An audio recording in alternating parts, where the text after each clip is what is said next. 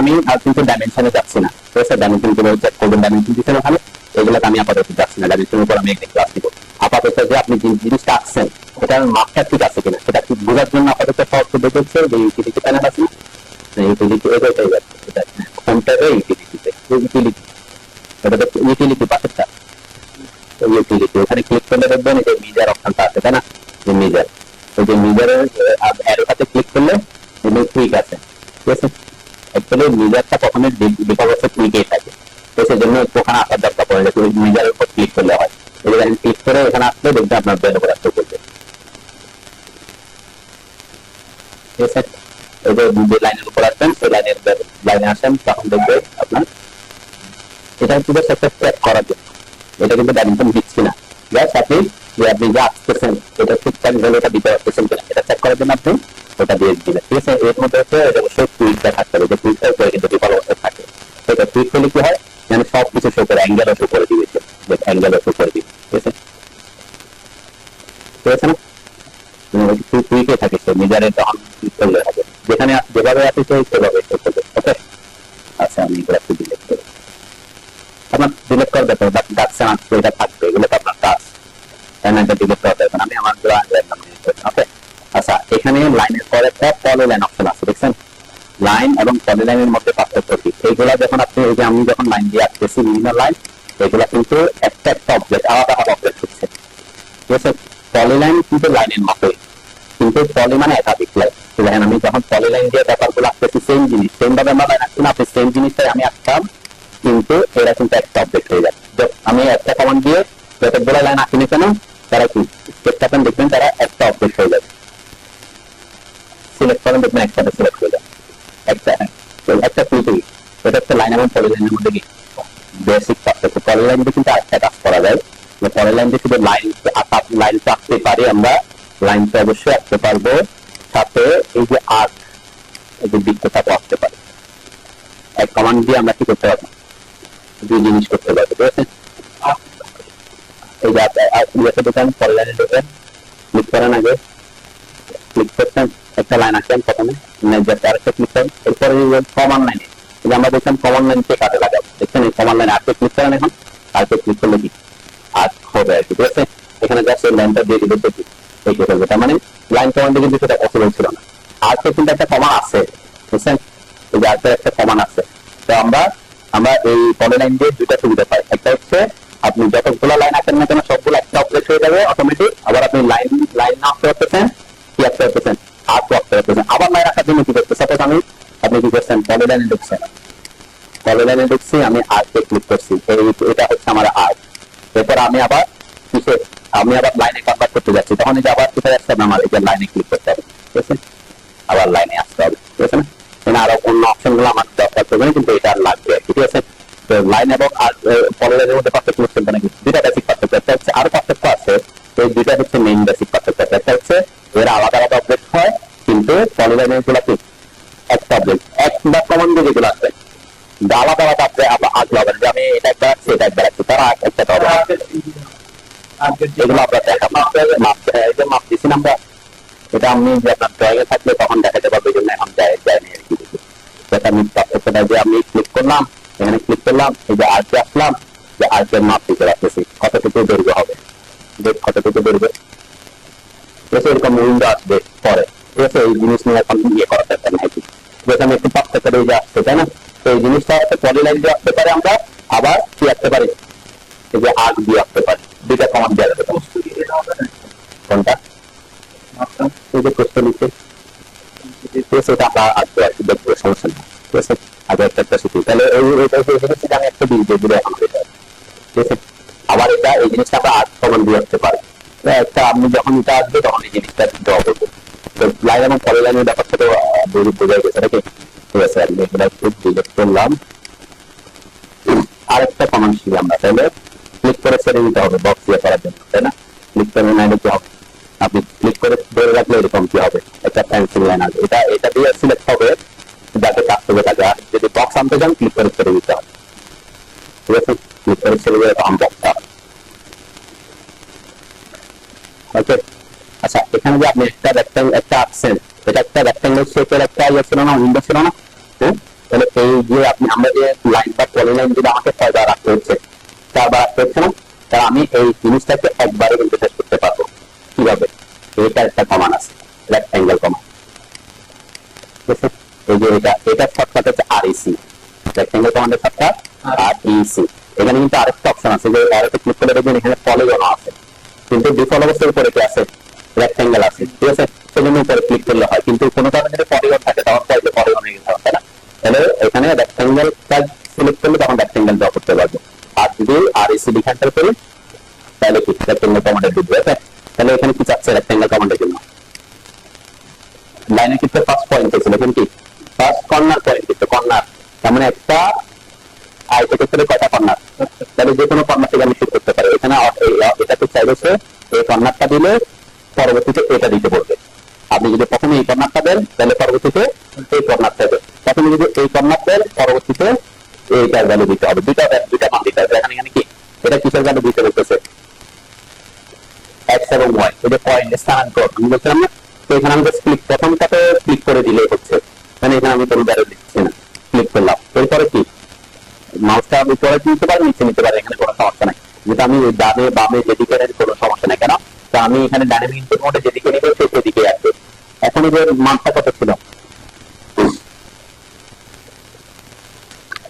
120/185। তাহলে এই যে কোনটা কোন দিকে? এটা হচ্ছে এক্স, এটা হচ্ছে ওয়াই, এটা হচ্ছে উইথ, এটা হচ্ছে হাইট। তাহলে 120 জাতীয় তাহলে কি করতে হবে? কত? 185 এন্টার দিতে। আমার যেটা জুম করে আছে সেজন্য কি এটা ছোট হয়ে গেছে। 120/185 এন্টার। আগে যেটা আপনি এখন কে গেছেন একটা কমান্ড দিয়ে আপনি এঁকে ফেলতে পারছেন। ঠিক আছে, এরকম আপনি রেক্টাঙ্গেল কমান্ড দিয়ে আপনি যে কোনো ইয়ে আঁকতে পারেন আর কি, রেক্টাঙ্গেল শেপের বা স্কয়ার শেপের কোনো কিছু আপনি আঁকতে পারবেন। ঠিক আছে, ওকে। আমরা আরেকটা কমান্ড শিখি। দেখুন আপনার ড্রয়িংটাতে দূরে দিব, তাহলে আমার এখানে আবার এটা আমার চারপাশে আসছে না, চারপাশে আসছে না। এটা আমার তাহলে কি হবে? এটা এই যে বক্সটা চারপাশে আঁকতে হবে। আরেকটা এখন কি আমি আবার রেক্টাঙ্গেল আঁকবো না, এটাতে এটার টার্গেট হচ্ছে কি আমার এই যে অবজেক্টটা আছে এটাকে আমরা এটার পার্সেন্টেজ চারদিকে পার্সেন্টেজ করে, তাহলে পার্সেন্টেজ করে একটা কপি করবো।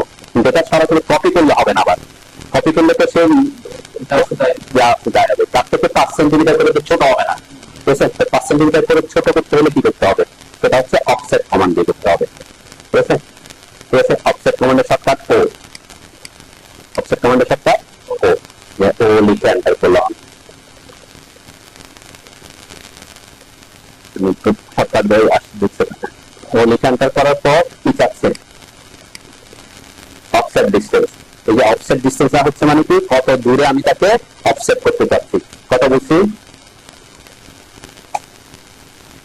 হ্যাঁ, আমরা বলছি যত হবে তত, সে পার্সেন্টেজ হলে পার্সেন্টেজ সেই ক্ষেত্রে আমার হচ্ছে কি পার্সেন্টেজ দেয়, তাহলে আমরা এখানে কত দিব?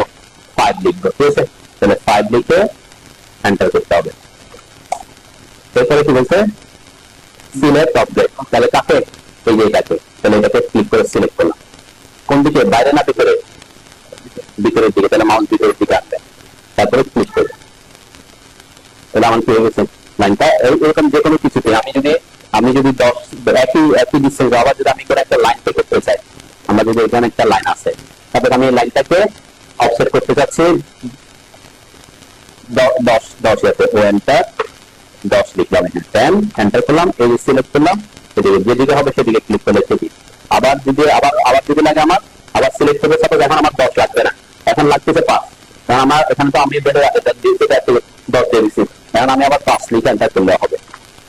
বুঝছে? এখন আমি আবার সিলেক্ট করলাম সাপোজ, এরপর আমার লাগতেছে আমাদের 7, তাহলে আমি এখন 7 দিলেও কি হয়ে যাবে। বুঝছে? প্রথমে যেহেতু 10 দিয়েছে তারপর সে কি 10 নিয়ে নিচ্ছে আর কি। তো এভাবে কি আমি একটা কমান্ড দিয়ে একাধিক অফসেট করতে পারবো। ঠিক আছে, এটা একটা কেস হতে পারে। আবার এরকম থাকতে পারে অনেক সময় আপনাদের আপনার ড্রয়িং করতে গিয়ে এরকম হতে পারে যে আমার লাইনটা এখানে আছে এরকম করে করে একই সেম ডিস্টেন্সে সাপোজ আমি 5 ধরে 5 না আমি 100 ধরে করে 100 দূরে এরকম করে 5 বার আছে, কয়বার? 5 বার, ঠিক আছে, এরকম হতে পারে আর কি, ঠিক আছে। সাপোজ আমি এইটাতে আরেকটা কমান্ড শিখে ফেলতে পারবো। তাহলে সাপোজ এখানে এই যে লাইনটা, এই লাইনটা আমার এখানে 100 সেন্টিমিটার পর পর এরকম করে করে আরো 5 বার রাখতে হবে, ঠিক আছে। এখন আমি 50 ধরি, কেন আমরা একটা তো বেশি দিই, কত দিছিলাম? তাহলে আমরা 25 করে দেবো, তাহলে আমি বেশি দিতে পারবো, ঠিক আছে। তাহলে দেখেন এখন এই যে এটা কোন কমান্ড দিয়েছি আমরা? রেক্টেঙ্গেল কমান্ডকে অফসেট করছি, তার মানে সে কিন্তু রেক্টেঙ্গেলই। দেখেন আমি যে একটা ক্লিক করলে সে পুরাটা সিলেক্ট করছে, তার মানে সে পুরাটা কমান্ড সিলেক্ট হয়। আপনি অফসেট কমান্ড আছেন, সেজন্য সে অফসেট করতে চাইছি। এসকেপ চাপেন, কমান্ড থেকে বের হন, কমান্ড থেকে বের হন, এরপর সিলেক্ট করেন, পুরো 4টা লাইন সিলেক্ট হয়ে গেছে না? তো এই ক্ষেত্রে আমি বলছি আমার তো 4টা লাইনটা অফসেট করতে হবে না, এখন শুধুমাত্র উপরের অথবা নিচের লাইনটাকে অফসেট করবো। তাহলে এখন তো অফসেট করলে আবার 4টা লাইন অফসেট হয়ে যাবে। তো এই ক্ষেত্রে আমি যদি যেহেতু লাইন কমান্ড রাখতাম তাহলে ঝামেলা হতো না। তাহলে এটা রেক্টেঙ্গেল কমান্ড দেখতে পরিমাণ হয়ে গেছে, এখন আমাকে কি করতে হবে? এদেরকে আবার ভাঙতে হবে, তাই না? তাহলে যখন আমরা এক পলিলাইন হয়ে থাকবে বা একসাথে আবদ্ধ হয়ে থাকবে, তখন এদেরকে ভাঙতে হলে কি করবো আমরা? আর একটা কমান্ড আছে এটার জন্য, আমি দুইটা সিলেক্ট করলাম, সিলেক্ট করে দুইটা একসাথে ভাঙবে আর কি, দুইটা একসাথে সিলেক্ট করেন, ঠিক আছে। এইটা হচ্ছে যে এক্সপ্লোড কমান্ড, অফসেট কমান্ডের উপর একটা, এটাকে ক্লিক করেন, দেখেন ক্লিক করলে কি হয়ে যাবে? এখন যারা সিলেক্ট করেন একটা হয়ে গেছে, ঠিক আছে। কন্ট্রোল জেড দেন, কন্ট্রোল জেড দিয়ে পলিলাইনে কনভার্ট করছে, সেখানে দেখেন পলিলাইন সেখানে দেখেন হয় না, আবার কন্ট্রোল হাইছে, তাই না? তাহলে এখন এই যে এখন এটা শর্টকাটটা শিখি, এটাতে হচ্ছে তার কমান্ড ইয়াতে, এটা শর্টকাট হচ্ছে অনলি এক্স। এটা আমি সিলেক্ট করলাম, এক্স লিখে এন্টার করলাম, এক্স এক্সপ্লোড কমান্ড, শর্টকাট হচ্ছে কি এক্স, ঠিক আছে। তাহলে অফসেটের বুঝলেন, এক্সপ্লোডার বুঝলাম, ঠিক আছে। লাইন তো ভাঙতে হবে, লাইন তো লাইন কি হয় আলাদা আলাদা হয়, কিন্তু পলি লাইন বা রেক্টেঙ্গেল কমান্ড এগুলো করতে হবে আপনাকে, ভাঙতে হলে এক্সপ্লোড করে দিতে হবে, ঠিক আছে। তাহলে অফসেট কমান্ড, আর এটা আমি এখন ভাঙছি, কারণ আমি বলছি অফসেট করতে হবে 25 সেন্টিমিটার পর পর, ঠিক আছে, একাধিকবার। তখন আমি আবার অফসেট কমান্ডে ঢুকবো, ঠিক আছে। অফসেট কমান্ডে ঢুকলাম, তাহলে আমি বলছি 25, তাহলে 25 দিলাম। প্রথমে অফসেট কমান্ডের দিকে কি দিতে হবে? প্রথমে ডিসটেন্সটা দিতে হবে, যত ডিসটেন্সটা অফসেট করতে চান সেটা দিতে হবে, এন্টার করলাম। এরপর অবজেক্ট সিলেক্ট করেন, যেটাকে আমরা অফসেট করবো সেটা সিলেক্ট করেন। এখন তো আমি ক্লিক করলে কথা হচ্ছে একটা, আবার আমি ক্লিক করে আবার সিলেক্ট করে আবার দিতে হবে, তাই আপনি চাইলে এখানে একাধিক দেওয়ার জন্য যে মাল্টিপল থেকে নিচে, হ্যাঁ মাল্টিপল মানে একাধিক, এটাতে ক্লিক করে রাখা হবে যে এটা শর্টকাট আছে, আবার যে অক্ষরটা ব্লু হয়ে থাকবে এটা হচ্ছে তার শর্টকাট, তো এটাতে ক্লিক করে অথবা এমনিকে এন্টার করতে পারে, যেটা আমি এমনিকে এন্টার করলাম, ঠিক আছে। এখন জাস্ট একটা ক্লিক করবো, দুইটা ক্লিক, যতটা ক্লিক করবেন ততটা ক্লিক বসতে থাকবে, ঠিক আছে। আসেন ওখানে ক্লিক করতে থাকেন, ক্লিক করেন আগে ক্লিক করতে হবে, একটা ক্লিক করলে যতটা ক্লিক করবে ততটা করতে হবে, আমরা দেখি কাজটা একটু ইজি করতে পারবেন, ঠিক আছে। এভাবে করতে পারছেন, কিন্তু এখন কি মাল্টিপল আপনি কি একই ডিস্টেন্স, এটা তখন হবে একই ডিস্টেন্সে যদি করতে হয়, ঠিক আছে। অফসেট ব্যবহার, অফসেটটা বুঝছেন নাকি? আচ্ছা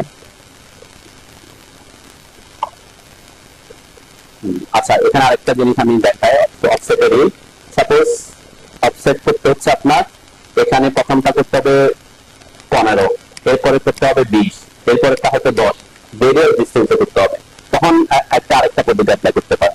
ঠিক সেম অফসেট কমান্ডে ঢুকলাম, এখানে ডিস্টেন্স দিব না, যেহেতু ঢুকেন এখানে আর ডিস্টেন্স দিব না, যেহেতু কি বিভিন্ন ইয়াতে দিব, আমি বলছি এখানে যেটা দেবো সবসময়টা নিয়ে নেয়, কিন্তু আমি চেঞ্জ করতে পারি। তো আমরা এক্ষেত্রে ভেরিয়াস অফসেট করার জন্য ডিস্টেন্স না দিয়ে আমরা কি করে ছোক অ্যাক্টিভ করে দিচ্ছি, ঠিক আছে।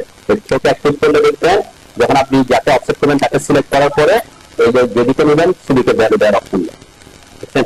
আমি বলছি প্রথমে 20 এন্টার দিলাম, এরপর সিলেক্ট করলাম আবার 15, তার মানে কি বিভিন্ন ডিস্টেন্সে অফসেট করতে হলে ছোট অ্যাক্টিভ করে কাজ করলে কি একটু সুবিধা হয়, ওইভাবে আমি করতে পারতাম, কিন্তু এটা কি একটা সুবিধা দেয় আর কি, ঠিক আছে, বুঝছেন তো নাকি? তাহলে আমরা মোটামুটি এই 3টা জিনিস শেষ করলাম এখান থেকে, ওকে। আর এখান থেকে তো 2টা গেল, আর কি লাগবে আজকে একটা করবো না, শেষ করবো।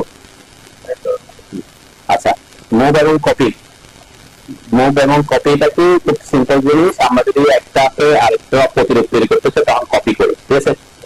কপি শর্টকাট CO, ঠিক আছে, শর্টকাট কি আমি কপিতে ক্লিক করলাম, ক্লিক করে সাপোজ আমি এটাকে পুরাটাকে সিলেক্ট করতেছি, কপি করতে চাচ্ছি, সিলেক্ট করলাম, পুরাটাকে সিলেক্ট করলাম, ঠিক আছে। এরপরে সিলেক্ট যতটুকু আপনার পুরো সিলেক্ট হয় না, যতটুকু সিলেক্ট হয়েছে সমস্যা নেই। তো এরপরে সিলেক্ট অবজেক্ট, আমার অবজেক্ট সিলেক্ট করা শেষ হয়ে গেছে, পরের ধাপে যেতে হবে, কি করতে হবে, এন্টার দিতে হবে। অটোমেটিক কিন্তু এই যে স্পেস বার, এটা কিন্তু এন্টারের কাজ করে, ঠিক আছে। আমরা এন্টারের অনুসারে যেটা একটু কষ্ট হয় না, কিছু ক্ষেত্রে অনেক সময় ডাটা দিতে সে স্পেস স্পেসের কাজ করে, কিন্তু ম্যাক্সিমাম ক্ষেত্রে কমান্ডের ক্ষেত্রে স্পেস বারটা এন্টারের কাজ করে। এরপর কি চাচ্ছে, স্পেসিফাই বেস পয়েন্ট। এটা কি জিনিস, এটা হচ্ছে আমি যে কপি করব, কোন পয়েন্টকে ধরে কপি করব। আমাকে সাপোজ এটাকে কপি করে আমি এখানে বসাতে চাচ্ছি এই পয়েন্টে, তাহলে এটা হচ্ছে আমার বেস পয়েন্ট, এটা হচ্ছে ইনসার্শন পয়েন্ট। ওখানে গিয়ে তাহলে আমার বেস পয়েন্ট দিতে হবে, এই বেস পয়েন্টটা একটা গুরুত্বপূর্ণ, পরবর্তীতে যদি কপি করতে হয়, সাপোজ আমি এই পয়েন্টকে ধরে কপি করতে যাচ্ছি, আমি পয়েন্টটা পাচ্ছি, কেন পাচ্ছি, অবজেক্ট মোড অন আছে সেজন্য, তাই না। এখানে ক্লিক করবো, তাহলে দেখেন আমার এই যে অবজেক্টটা মুভ হচ্ছে। আবার এখন এটা স্টেপ হরিজন্টাল ভার্টিক্যাল কেন যাচ্ছে বলেন তো, অর্থ মোড অন আছে, আমি অর্থ অফ করে দিলে সে যে কোনো দিকে মুভ করবে, ঠিক আছে। দেখেন আমি এখন এখন কি চাচ্ছে, সেকেন্ড পয়েন্ট চাচ্ছে, তাই না, সেকেন্ড পয়েন্ট। এখন যেখানে যে আমি চাইলে এখানে বসাতে হচ্ছে, এখানে বসাতে পারতেছি, ঠিক আছে। সাপোজ এখন বইটাতে ক্লিক পয়েন্ট পাচ্ছেন, আর যদি একটা নির্দিষ্ট দূরত্ব নিয়ে গিয়ে বসাতে চাই, তাহলে আপনি দূরত্ব দিলে হবে এখানে, যে এখানটায়, এখানে সাপোজ আমি চাচ্ছি 100 ফিট দূরে এত ডিগ্রি দিলে আমি সেটাও দিতে পারবো, ঠিক আছে। আবার যদি আমি অর্থ মোড অন করে দিই, আমি সোজা এত ডিগ্রি, সাপোজ আমি চাচ্ছি সোজা 200 দূরে, তাও করতে পারতেছি, ঠিক আছে। আমি চাচ্ছি এটাকে কপি করব, এই দিক থেকে 500 দূরে, আবার ট্যাব দিয়ে 45 ডিগ্রি আসবে, সেটাও করতে পারবো, ঠিক আছে।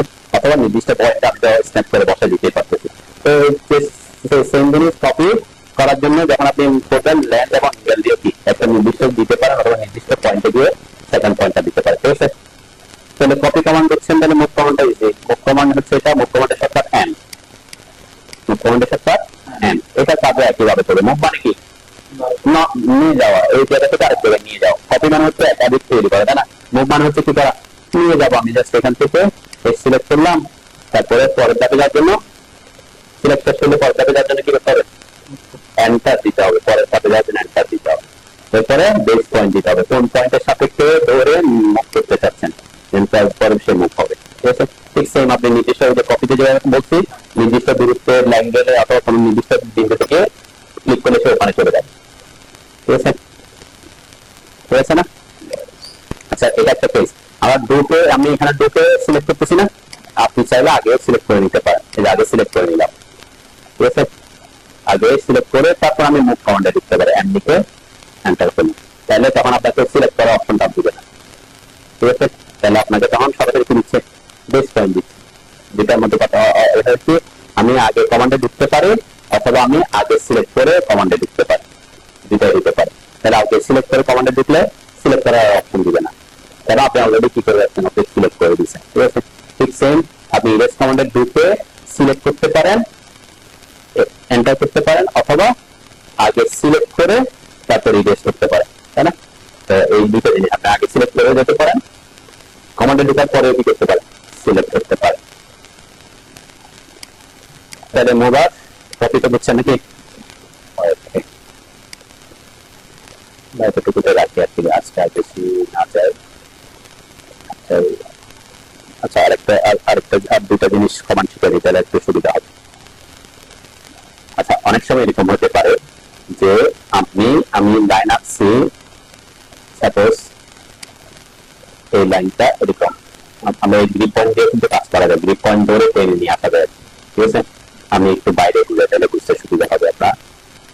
এটা হচ্ছে কি, সাপোজ আপনি একটা লাইন আঁকছেন এরকম, আমার মতো করে লাইন আঁকেন, একটা লাইন আঁকেন, আর এই ভার্টিক্যালে কয়েকটা লাইন আঁকেন, লাইন কমান্ড দিয়ে আঁকেন, তাহলে পলি লাইন কমান্ড দিয়ে আঁকেন, এরকম করে আঁকেন, মানে যাতে এই লাইনটাকে কাট করে যায়।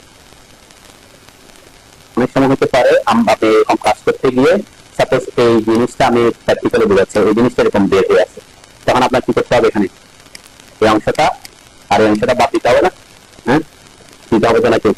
তখন আমরা এটাকে বলে ট্রিম করা বা কেটে ফেলা, ডিলিট করে দিলে পুরোটা ডিলিট হয়ে যাবে, তাই না। হ্যাঁ, ডিলিট করে দিলে পুরোটা ডিলিট হয়ে যাবে। সাপোজ এখানে আমি বলছি এই অংশটা আমার শুধুমাত্র, অথবা এই অংশটা আর এই অংশটা বাদ দিব। ঠিক আছে, তাহলে বাদ দেওয়ার জন্য কি করতে হবে, ডিলিট করা যাবে না, কি করতে হবে, ট্রিম করতে হবে। ট্রিম কমান্ড হচ্ছে এটাই, যেটা টেক্সটের মধ্যে দেখছেন এখানে কিন্তু অ্যারো থাকলে দেখবেন এখানে আরেকটা আরো কমান্ড থাকবে, যে এখানে দেখছেন ট্রিম আর অ্যাকশন। অ্যাকশন মানে হচ্ছে বৃদ্ধি করা, ট্রিম মানে হচ্ছে কেটে ফেলা। এটা হচ্ছে একটা অবজেক্টের রেফারেন্সে কাটে।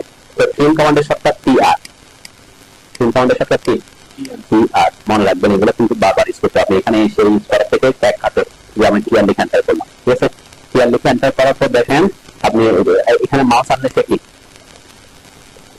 মাউস এনে ক্লিক করবেন, ট্রিম হয়ে যাচ্ছে। যেটাতে টাচ করবেন সে ট্রিম হয়ে যাবে।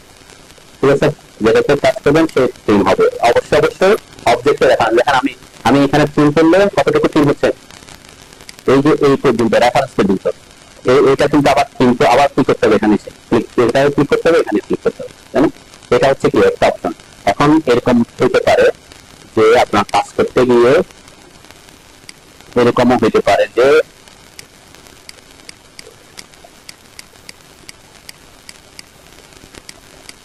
অনেকবার কি করছে, কাজ করে গেছে, এরকম অপশন আছে। তাহলে এখানে যদি আমি আপনাকে বলি, এটা আমি প্র্যাকটিক্যালি সহজ করার জন্য আরেকগুলো বুঝাচ্ছি, যাতে আপনার একটা লাইন আছে অনেকগুলো লাইন কি করছে, ইন্টারসেক্ট করছে।